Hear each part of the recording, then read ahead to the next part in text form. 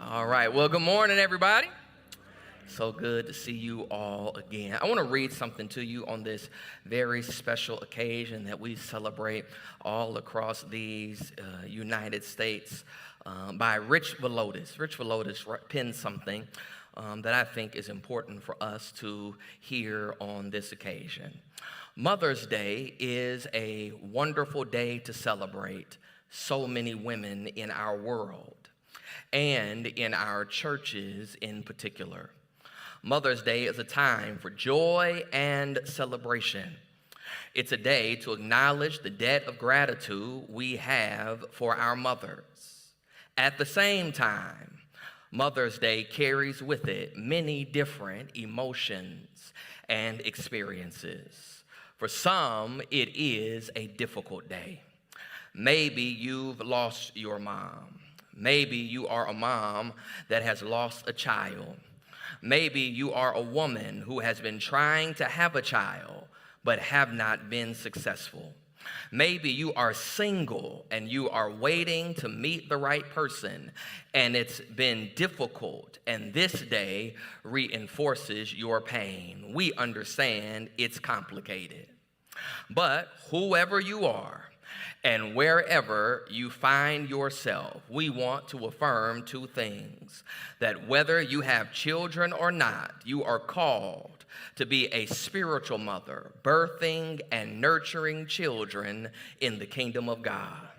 And B, your identity is not determined by whether you are a biological mother or not.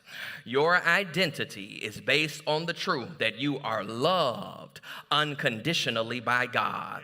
That's where your identity is found. Happy Mother's Day. Amen. We are going to begin a brand new series today. I'm excited, entitled Ancient Family. Ancient Family. This will be a sermon series on the family, on how we can better steward and build our families. A little background for you. This series will be through the book of Ruth. The book of Ruth, a short book that I believe that we read too fast. A narrative that we have gotten comfortable with, and we think that we know exactly what it's about. He may watch this, so I will say I had the privilege and the arduous, laborious task of translating the entire book of Ruth for class. Yep, I spent time and translated the entire book from Hebrew into English. It ain't fun, tell you that now, but it is rewarding. And so, if you've known me any length of time, you know that I like to preach from the Emerson Standard Version. But today, because I got not only the duty of doing it, but a perfect score translating it, we will be reading over the next 6 weeks from the Emerson Standard Version of the book of Ruth. Is that all right? All right. For today, I'm going to be nice. I'm going to give you 2 versions of scripture. But after this week, we only going to go from the new ESV. Here we go. You can stay seated. We got a lot of scripture to read. Ruth chapter 1. Ruth chapter 1. We're going to read the first 6 verses of Ruth chapter 1. We'll read the NIV first and the Emerson Standard Version second. Ruth chapter 1, beginning at verse 1, says, "In the days when the judges ruled, there was a famine in the land. So a man from Bethlehem in Judah, together with his wife and 2 sons, went to live for a while in the country of Moab. The man's name was Elimelech, his wife's name was Naomi, and the names of his 2 sons were Mahlon and Chilion. They were Epaphrathites from Bethlehem, Judah, and they went to Moab and lived there. Now Elimelech, Naomi's husband, died, and she was left with her 2 sons. They married Moabite women, one named Orpah and the other Ruth. After they had lived there about 10 years, both Mahlon and Chilion also died, and Naomi was left without her 2 sons and her husband. When Naomi heard in Moab that the Lord had come to the aid of his people by providing food for them, she and her daughters-in-law prepared to return home from there. Let's read it again. Ruth 1:1-6. And it happened in the days that the judges judged that there was a famine in the land.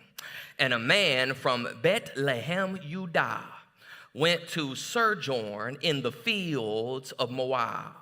He and his wife and his 2 sons, and the name of the man was Elimelech, and the name of his wife Naomi, and the name of his 2 sons Mahlon and Chilion, Epaphrathites from Bethlehem, Judah. And they came into the field of Moab, and they remained there. And Elimelech died, the husband of Naomi, and she was left, her and her 2 sons, and they took for themselves wives of the Moabite women. The name of the first was Orpah, and the name of the second was Ruth. And they dwelled there for 10 years. And also both Mahlon and Chilion died.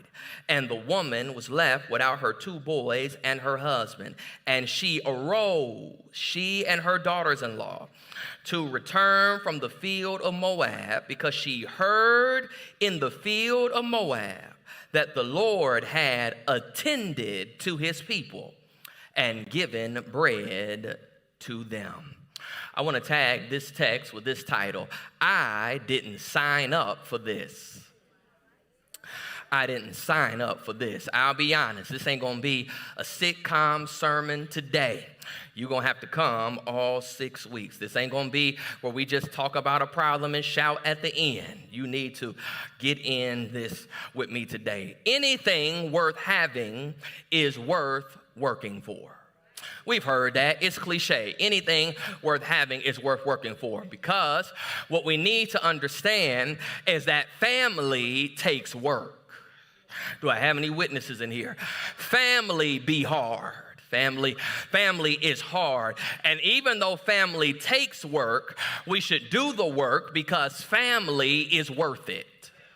It is worth it. Here is my suggestion to you, that I suggest that our rewards are weak because people in relationships don't want to do the work. Let's just be honest. Our rewards are weak because our relationships don't want to work, because we view difficulty as a sign to depart instead of a moment to develop. You know how we are. One thing go wrong, we out. One problem come up, we quit. One bad conversation, we throw in the towel. I can't believe they said that to me. I'm done. I can't believe he did that. I'm done. I can't believe she left this out or didn't return my phone call. I can't believe this happened, and I'm done. When really that confrontation might be an opportunity to develop the relationship. Because if you be honest, maybe your communication isn't the best. Maybe you think you said it a certain way, but they didn't hear it the way you said it. Maybe our patience isn't the best. Let me talk to you, because if you come on Wednesdays, you know that patience implies pain. Patience implies pain. Patience means I'm willing to go through something until things get better. You don't need patience when you hit the lotto, Reverend Brumfield. Don't nobody need patience when there's plenty of money in the bank and checks are in the mail and the health is good and the kids got all A's and everybody go to church and everything is good. But it's when the storm comes you need patience. Maybe you need patience. Maybe you don't know as much as you think you know. And instead of running, maybe we need to participate in learning. Because family is hard. Family be hard. Michelle Obama, in her Netflix special, The Light We Carry, she said something that stirred the internet. She said her and Barack had been married 30 years at the time of the recording, 31 plus now. They've been married 30 plus years. And she said, and I ain't like that joker 10 of them years. The internet went nuts. I can't believe Michelle would say that on global television. I can't believe they melanin goals, they black love goals, they relationship goals. I can't believe not our forever first lady gonna say that she ain't liked the man for 10 years. And she said it, she clarified it with Oprah sitting there. She said, when you add up the days and the weeks and the months that we may have not gotten along, it was at least 10 of those years. And mothers, she was honest and said, and most of them years was attributed to them kids. And because I couldn't take it out on them kids, I took it out on him. Because family is hard. People were upset about that. Michelle said something. She said, you need to stop letting social media lie to you. Let me Emersonize that. In other words, you need to understand that marriage goals doesn't mean you don't have marital grief or grit. That just because the marriage is good doesn't mean it don't go through some stuff. Doesn't mean you don't have to work at it. Doesn't mean that you don't have to put in the effort. Family is hard. I'm going to say it till you get it. Parenting is hard. Being single is hard. Loving your young kids who don't sleep at night, don't wash their hands, don't eat the food you cook, or eat up all the food you purchase like you got money growing out the ground, that's hard.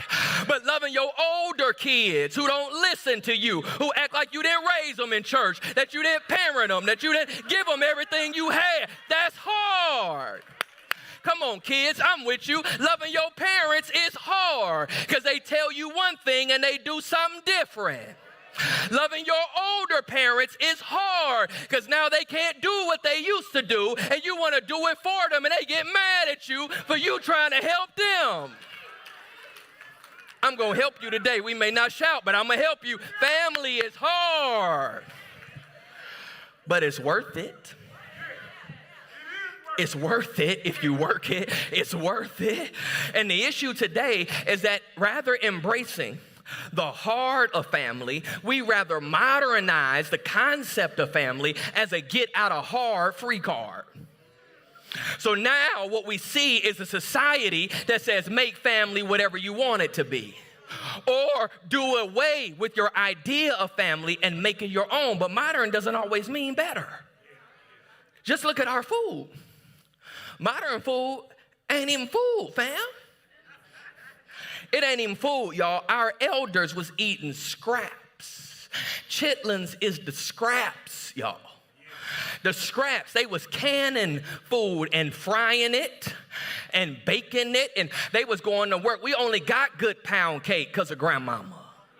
And they lived to their 80s and 90s and 100s, and yet we frying the so-called same food and dying in our 20s and 30s because it ain't real food. All the GMO and plastic and modification and cloning. Look at our cooking. We got a microwave, an air fryer, everything that cooks fast. I'm sorry. Give me that marinated, overnight, seasoned, slow roasted food any day. When it comes to our family, modern isn't better either, though. Because there was this wild phenomenon about this show that ran from 2009 to 2020 called Modern Family.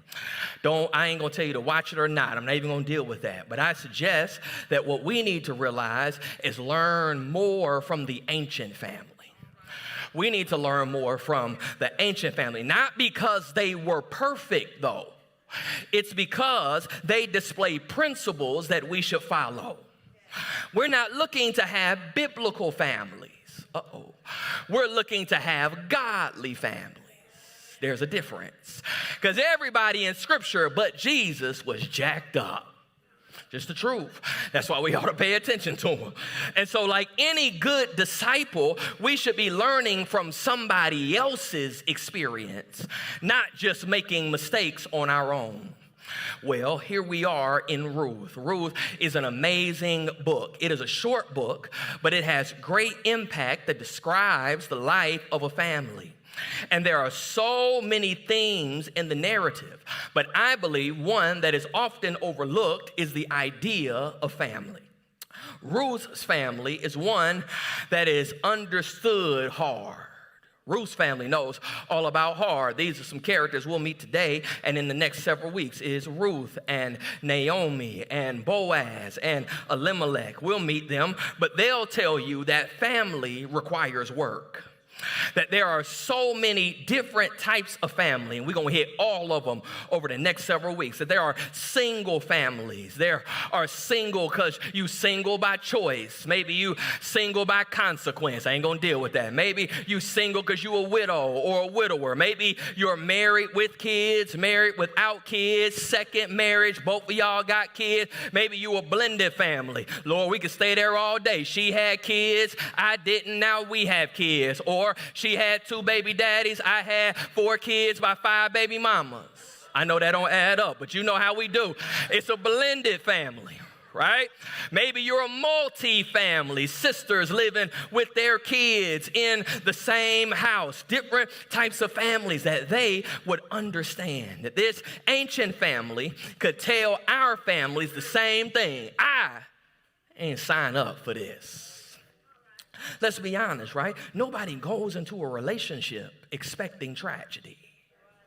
Nobody looks into the eyes of they boo or they bae or they sweet thing thinking they gonna betray them in the next 6 months.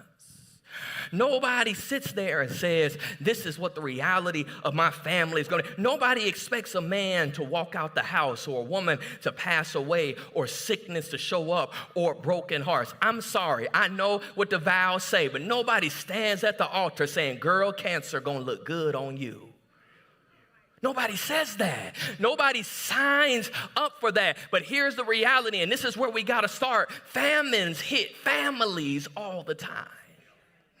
Because it's one thing to reject the work when you have wealth. It's another thing to reject the work when you're in want. And the tools that we will learn today and over the next several weeks are useful despite the seasons of our life because family is worth it. Here we go. 3 things, and I'll get out your way. Number 1, as we look at Ruth, we need to look at the setting of this family.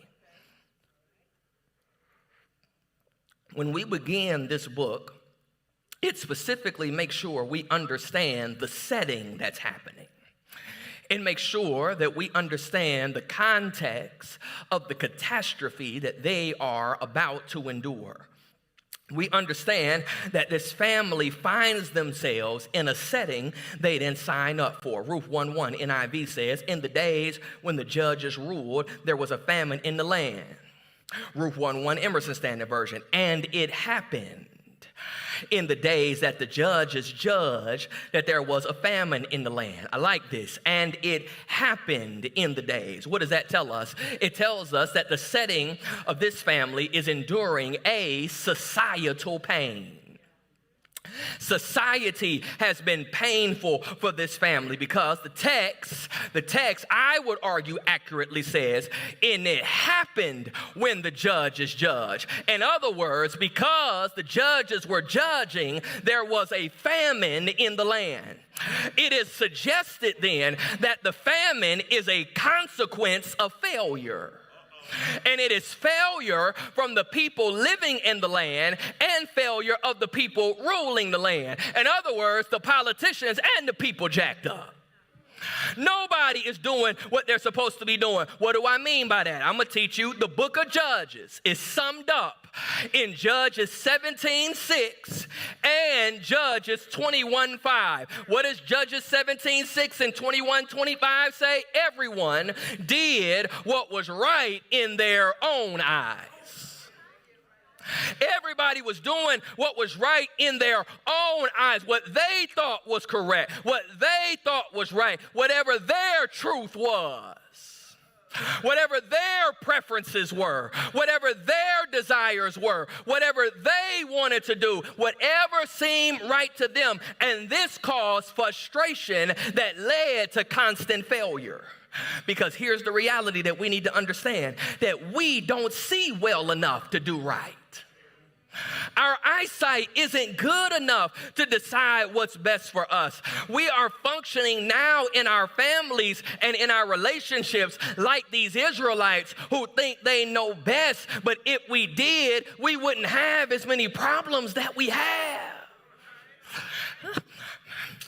According to Barna, fact check me, according to Barna, NAMI, Forbes, and the CDC, the divorce rate is over 50%, and it's higher in the church. Chew on that. Second marriage divorce rate is 60 to 70%. 21% of adults this year are experiencing at least one mental illness. That's roughly 50 million people. 55% of adults with a mental illness have not received any treatment, and 5.44% of adults have experienced severe mental illness.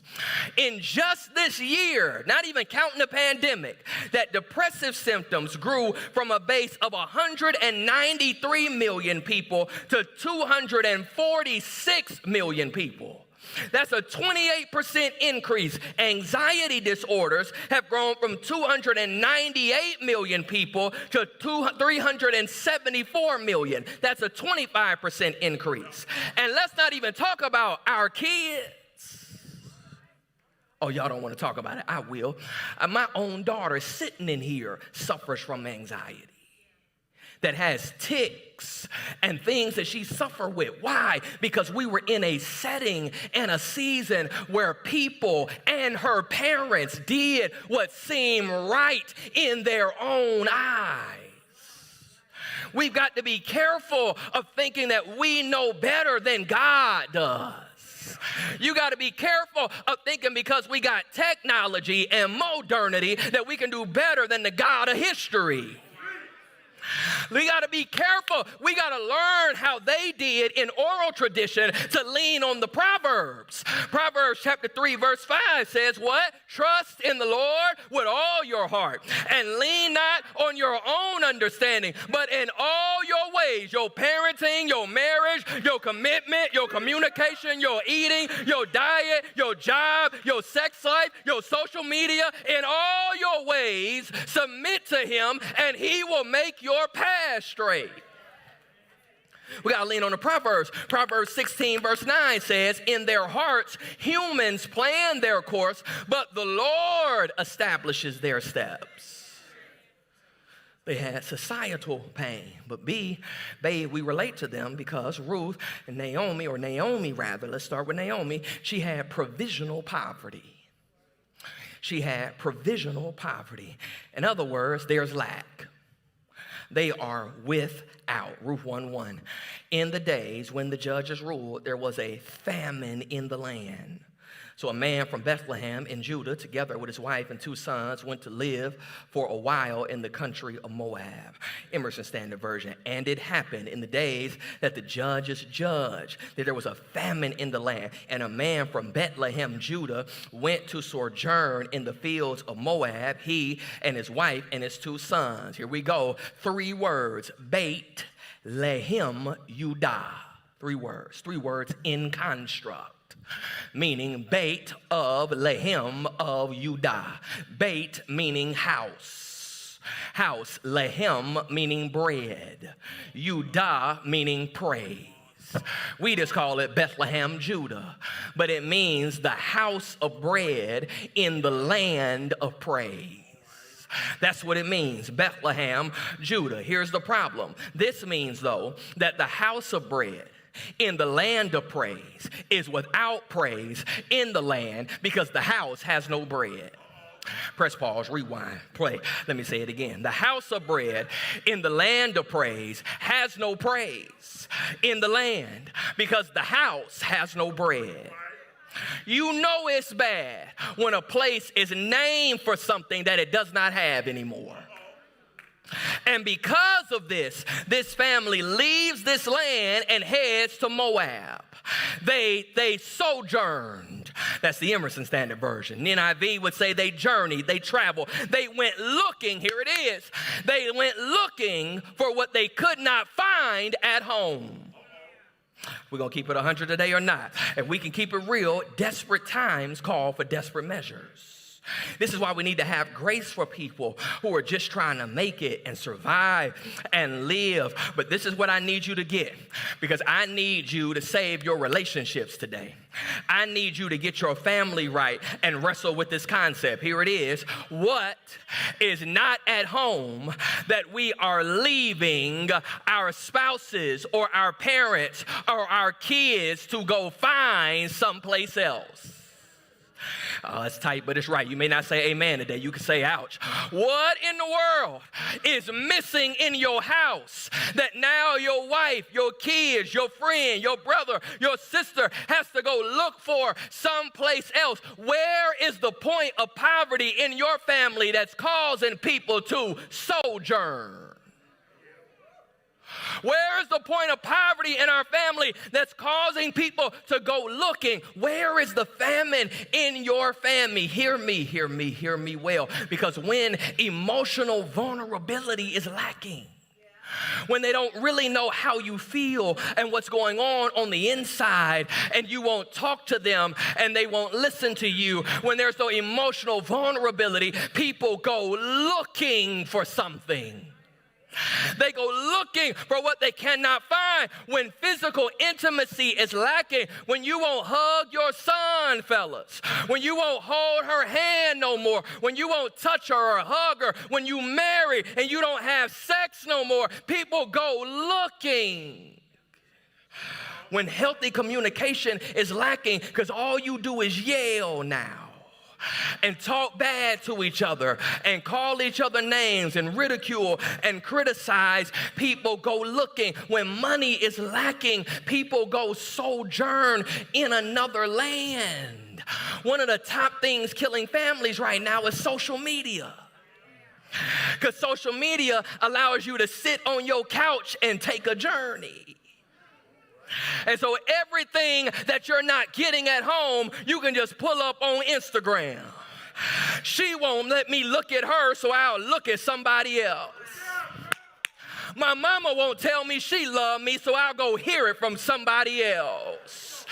We got to be careful that we're unwilling to deal with our deficits and let people know that, listen, we can fix this famine in our family. It's all right, I'll preach it anyhow. That's the setting of this family. Here, I hate to say it, we got to go to number 2. We got to look at the suffering of this family. You say they're not suffering yet? Nope. Watch the text. Emerson Standard Version only. And the name of the man was Elimelech, and the name of his wife Naomi, and the name of his 2 sons Mahlon and Chilion, Epaphrathites from Bethlehem, Judah. And they came into the field of Moab, and they remained there. And Elimelech died, the husband of Naomi, and she was left, her and her 2 sons. And they took for themselves wives of the Moabite women. The name of the first was Orpah, and the name of the second was Ruth, as we call her. And they dwelled there for 10 years. And also both Mahlon and Chilion died. And the woman was left without her 2 boys and her husband. This family goes from deficit to death. Elimelech has died. Elimelech means my God is king. Elehi means my God. Melech means king. My God is king. And so this man who believes God is king leaves the land where God is king and dies. I said it too fast. The man who believes that God is king leaves the land where God is king, and when he leaves, he dies. We can wrestle with that. The Hebrew Masoretes, the people who penned the text, they would want us to wrestle with this. Why did he die? Did he die because he left? Because maybe he should have stayed put and trusted in a season of difficulty? Or did he die just simply as a sacrifice? But here's what we understand, that this man's sacrifice was to save his family. God, this is good to me. The man's sacrifice was for his family's success. No, you need to get this. The man's name is my God is king. Okay, and the man who is the king, whose God is king, dies so that his family can be saved.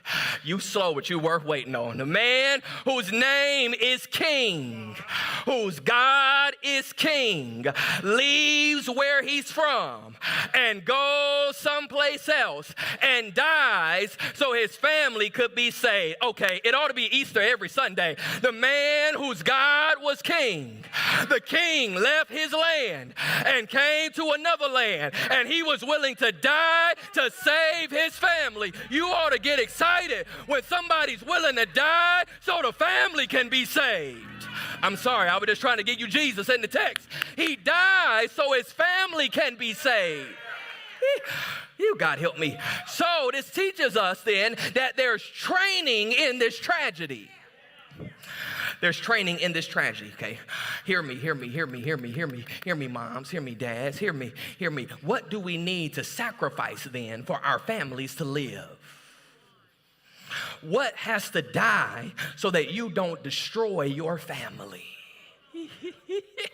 What has to die in your life? Because for me, I'm a witness. I had to kill some dreams and move and leave a church and come home to save my family. What has to die in your life so your family can live? They lived there 10 years, and the sons married Moabite women. They married Orpah, and they married our girl Ruth. And the text does not say which one married whom. We don't really know. But they married these women, and then the sons die. Here we go. Here's the setup.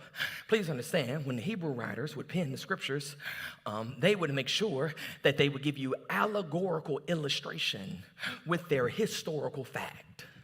They wanted to make the text come alive, so that when you read it over history, you could feel really the issues that were happening in the moment. In other words, they didn't want to just give you facts. They wanted to give you feeling. Why are you telling me all of this? Because, watch the text. The sons' names are Mahlon and Chilion. Mahlon means sick, and Chilion means pining. You say, what does pining mean? I had to look that up, y'all. It's a mental or physical decline because of a broken heart. The sons are named for physical deficit and emotional and mental deficits.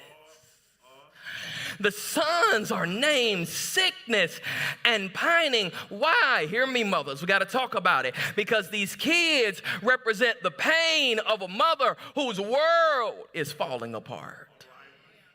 It is, can we be honest today, the pain of parenting. Do I have any witnesses that parenting is hard? Come on, y'all, talk to me. I know it's uncomfortable. Parenting is hard. I don't mean you don't love your kids. Mine in here today. Parenting is hard because we got to fight media and social media and peer pressure and poor educational systems and personalities. Parenting is hard. And this wonderful, beautiful, brown-skinned woman loses her children after doing everything she knew to do. You need to understand how descriptive the Hebrew is, that in verse 2, it calls the woman sons. It's the word Ben, B-E-N, like where we get the name Benjamin. Benjamin means son of my right hand. It's the name Ben, but when you get to verse 5, it doesn't call these boys Ben anymore. It calls them Elad, Yod Lamed Dalet, Elad, Y-L-D. What does it mean? It means little boys. It is the idea, ladies, you feel me, that this woman has lost her babies. Because you know, like I know, it don't matter if he's 38, he's still your baby. She's lost her babies. How did she lose them? Well, we could suggest that she lost a child influentially. I'm going to speak to your pain today, I promise you. Lost a child influentially, because some of us know about the suffering of losing a child's influence. You know what I mean. Let's just be honest. They're a wayward or prodigal child. That you did the best you could with what you had, and they still went astray. You did the best you could of keeping them in the best environment you could. You did everything you knew how to do, and you still lost them. They still made a decision contrary to how you taught them or raised them. They still did some things that hurt you. Some of us, though, lost a child physically. You were supposed to go before them. Things were not supposed to play out like that, but sickness or tragedy or an accident struck your home, and now Naomi has no man around. No husbands or no sons. Now let me pause before I say what I'm going to say. This isn't some leap to tell women in here, you got to have a man to make it. I ain't getting ready to say that. You got to have a man. If you don't have a man, you less than. That ain't what I'm about to say. But for this Hebrew family, losing these men was a big deal. Because in Hebrew culture, when they lived in what was called the Beit Ab. Beit, B-E-T, house, Ab, house of the father. It was called a four-room dwelling. In other words, they had a patriarchy, which we have totally jacked up. But they were also patrilineal and patrilocal, meaning they stayed where they were. They kicked it together. They was one family. Right? So what do I mean by that? I mean, like the husband, he would see a fine woman. He would go talk to her daddy. He would pay the bride price. He'd marry her. They would have kids, and the kids would live at home.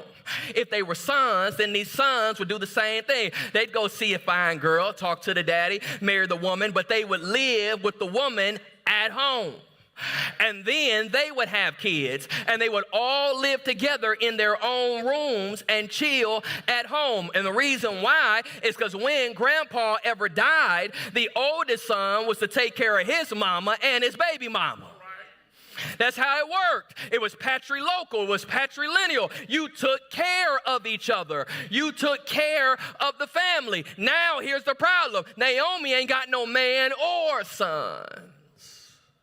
This is suffering here. And because there is no man, that means there's a loss of protection and a loss of provision. Can I come to 2023 right now and say, we get this?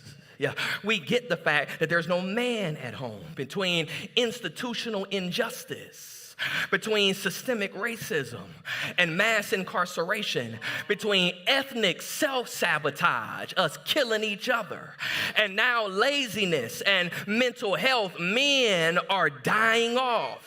But I'm here to tell you, it's a suffering we need to fight. Even if we start today in this church, it's a reality we need to reverse. It's an understanding that God did not design it to be that way. So yes, on Mother's Day, I'm going to tell all of the women, God bless your heart. Thank you for your service and your sacrifice. I appreciate the grind and the shine and the love and the outpouring and the nurturing and the cherishing and going to work. But can I ask you to pray for the men? I know it's Mother's Day. I'm going to ask unapologetically for you to pray for your sons and your nephews and your grandsons and your brothers and your uncles, because we need men to rise back up. It was the suffering of this family. Let me get out of here. Finally, we see the sustaining of this family. We see the setting, the suffering, and finally, the sustaining. Verse 6, Ruth 1, verse 6. When Naomi heard in Moab that the Lord had come to the aid of his people, God help me, by providing food for them, she and her daughters-in-law prepared to return home from there. Emerson Standard Version. And she arose, and her daughters-in-law to return from the field of Moab, because she heard in the field of Moab that the Lord had attended to his people and given bread to them. Here it is. When they heard the Lord was providing bread, they prepared to return.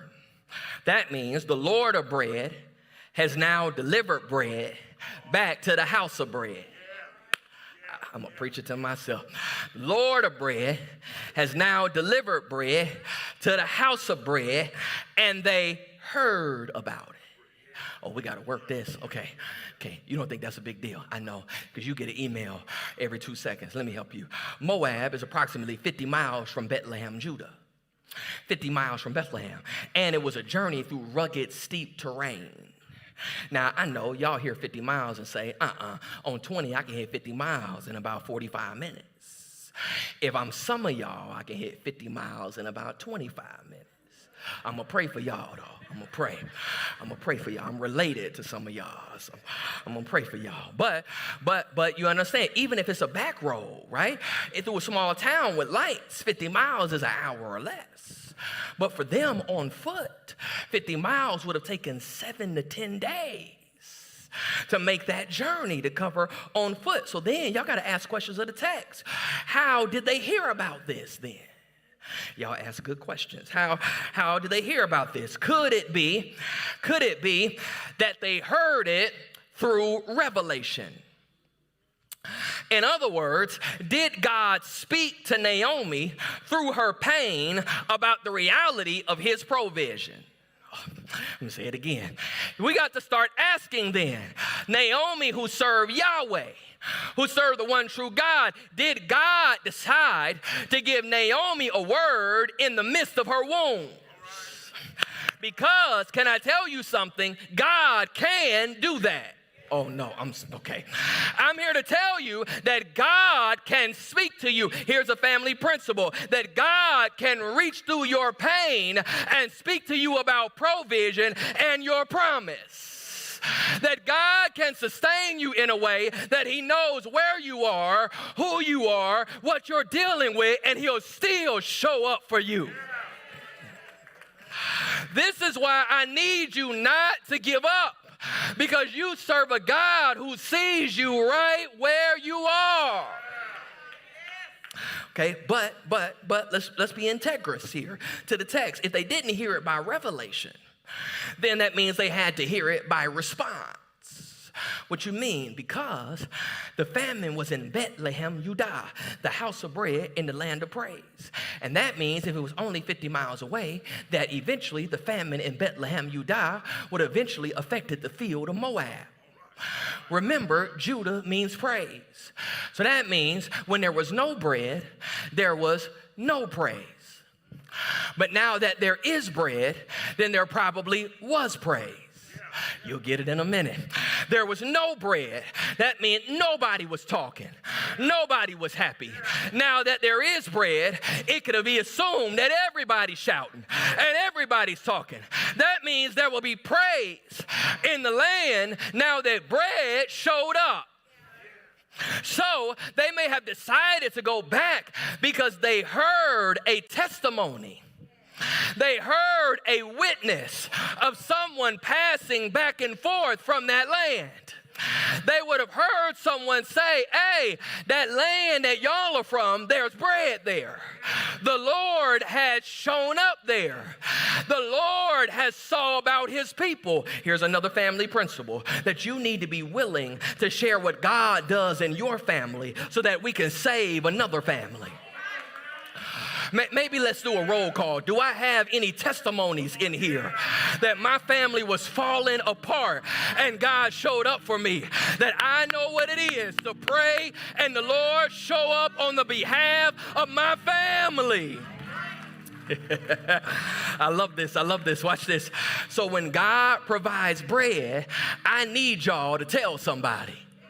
When God shows up for your wife and he heals her cancer, show up for somebody. When God shows up and provides provision in your family, you ought to tell somebody. When God fixed your marriage and it was falling apart, you ought to tell somebody. When God saved your sons and your daughters, you ought to tell somebody.